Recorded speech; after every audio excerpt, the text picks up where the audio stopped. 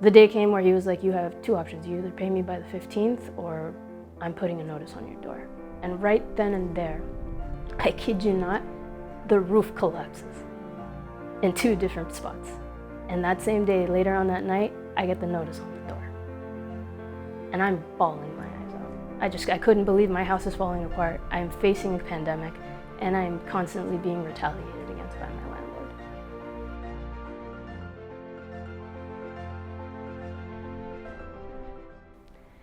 Before these experiences, I thought I was someone who knew what they were doing, that they were working towards something. Something that a lot of people don't think about is that it's very easy to get like an eviction. It's very easy, you know, to just have it there, but most people don't realize it ruins a lot of lives, you know. And then people like me or people that live in fear don't know that they have rights, so they constantly uproot themselves everywhere. But I mean, that's been going on for years. This time we decided to fight back. When COVID hit, it exacerbated the situation. I lost my job. Marco couldn't start his job. Any chance that we had of restarting our life became very, very difficult. My priorities have changed. I feel like certain dreams were just not attainable at the moment and had to be set aside. Certain things that are more in focus at the moment as, you know, trying to survive. You know, trying to provide for Mychelle. We found out we were going to go through an eviction process in a strange kind of way. We tried to negotiate with the landlord. We tried to see if there was any possible way to pay things down. I went from being able to pay $1,100, $1,200, to literally just about $400, $500. And with cut hours, Marco not being able to start his job, it was very difficult. The landlord couldn't wait anymore. It didn't matter what I tried to say to him, try to help him.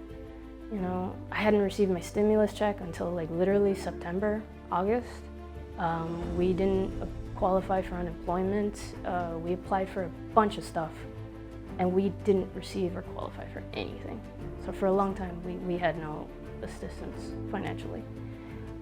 Come around May, beginning of May, mid-May, he starts threatening us, sending me really threatening text messages, telling us that we needed to get the hell off of his property, that we were nobodies, that we deserved to be kicked out on the street, essentially, despite the fact that there was a pandemic going on. I went online and I put my situation out there. I'm like, look, you know, my roof is collapsing, my landlord's retaliating against me, I'm getting sick, the AC unit doesn't work, there's so much mold in it. I need help. When all these things were happening, I would say that I was affected every time I would come home. Seeing her cry, seeing her in you know, pain sometimes, and just overwhelmed, the depression. You know, it just affected me so much. It made me want to do more and more every day. It's not normal to have mold in your house. It's not normal that your roof is collapsing, despite the fact that we have hurricanes that come in and out all the time. But those are things that need to be maintained on a yearly basis, monthly basis. It's not normal to have holes in your house where you have bugs coming in and you have roaches in your bed. I asked for help from my fiance's father. You know, he seemed to know a little bit about what was going on. And someone referred to me to look up some tenants unions, and I didn't know what that was, you know. I decided to learn as much as I could about what it means to, you know, defend yourself and having a rights. Now I help organize tenants unions with the Miami Tenants Union. Their biggest belief, and I share this with them, is that housing is a right. Always has been, always should have been, always could be.